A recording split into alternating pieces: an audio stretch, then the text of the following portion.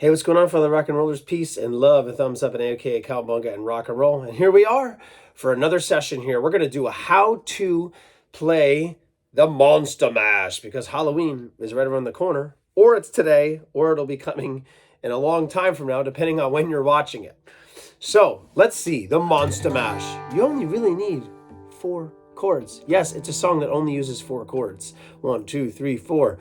G, E minor, C, and D. So we're going to go over simple ways to play each of those chords, and then maybe a little bit more complex way to play those chords if you feel like jazzing it up a little bit.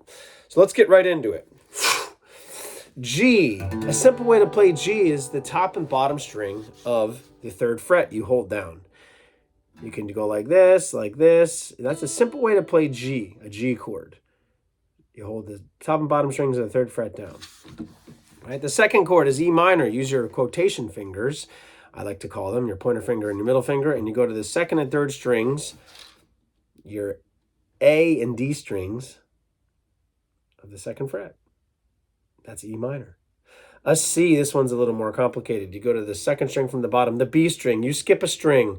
Then you come to the D string of the 2nd fret, you hold it down, and then you come to the 2nd string from the top of your A string on the 3rd fret and hold it down. That's C.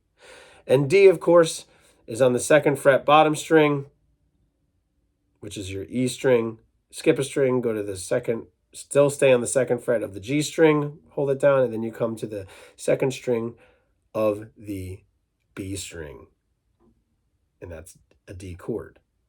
Now, these are traditional ways to play these chords. G, easy way to play G, E minor, C, and then D. And then once you have those chord structures, right, let's practice playing G. Just like that. Sounds really nice. Hold them down real tight. You got to hold those strings down real tight and strum all the way through. Okay, that sounds pretty nice. Let's do E minor now. Remember, these 2 fingers. Very nice. You can strum all the strings. It sounds pretty good. C chord. Try not to play the top string on this one. You can play all the other strings. If you play the top string, it's okay, but try not to if you can avoid it. And then let's do D, right? I kind of like playing the D string open without holding anything down because it's a D note. You might as well while you're playing the D chord. Right? So that's it, right? And that's the song. G, E minor, C, and then D. And that's on repeat throughout the entire song, except for the one small section that plays C and then D, and that's the bridge part. So what's cool about this, that's a strumming pattern too, right? So you're doing like cha-cha, boom, pa-cha, boom, cha-cha, cha-cha, boom, cha-cha, cha-cha, boom, cha-cha, cha-cha, boom, cha-cha, cha-cha, boom, cha-cha, cha-cha, boom, cha-cha, cha-cha, boom, cha-cha, cha-cha. You kind of think of it like a percussive way of playing. If you were playing the drums, it would be like... So that's what I like to think of it. I like to think of it that I'm playing the drums just by my strumming pattern, right? And that can help it out. If you have a hard time with that strumming pattern, that's okay. You could just strum it once and sing in between. I was working in the lab late one night when and on the word eyes, you transition to E minor, beheld an eerie sight. Now on the word monster, you press a C chord, began to rise, and suddenly you play D. To my surprise, and then that comes the chorus, and you can sing out, he did the mash, he did the monster mash, G, then E minor.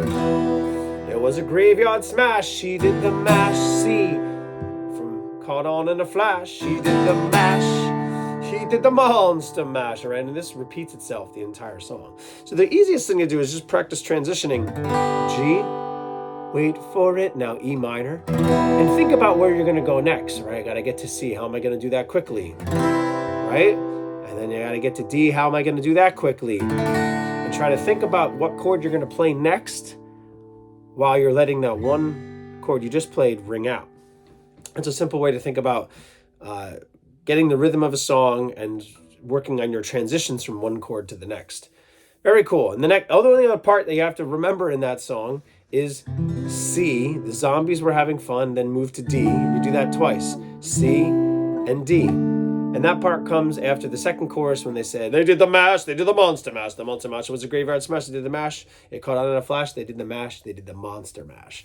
And then they say, the zombies were having fun. That's a C chord, and now it goes to D. The party had just begun. C, the guests included Wolfman, Dracula and his son, Dracula and his son.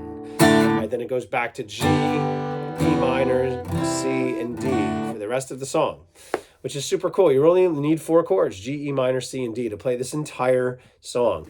Good stuff. So real quick review. This is G. You can play it top and bottom string of the 3rd fret. Simple way to do that. E minor, 2nd and 3rd strings of the 2nd fret.